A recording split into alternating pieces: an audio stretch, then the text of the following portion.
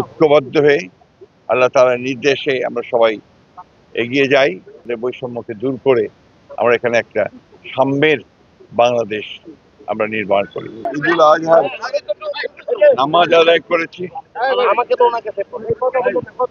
আজকে আমরা আমাদের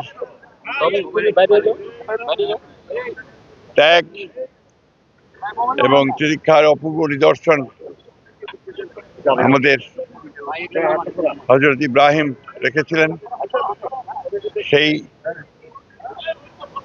নিদর্শনকে সামনে রেখে আমরা সারা বিশ্বের মুসলমানরা আমরা এই দিনটিকে কোরবানির মাধ্যমে আল্লাহ তাআলার উদ্দেশ্যে আমরা কোরবানি করি। আজকের দিনে ঠাকুরগাঁওবাসীর কাছে, সারা বাংলাদেশের মানুষের কাছে আমাদের একটাই আবেদন আমাদের কাছে যে আসুন আমরা সবাই আমাদের বিভেদ ভুলে গিয়ে ঐক্যবদ্ধ হয়ে আল্লাহ তাআলার নির্দেশে আমরা সবাই এগিয়ে যাই এবং ত্যাগ স্বীকার করার জন্য মানসিক প্রস্তুতি সবাই গ্রহণ করি এবং এর মধ্যে দিয়ে আমরা আমাদের এই বাংলাদেশের যারা দুস্থ দরিদ্র বৈষম্যের শিকার হয়ে আছেন তাদের বৈষম্যকে দূর করে আমরা এখানে একটা সাম্যের বাংলাদেশ আমরা নির্মাণ করি।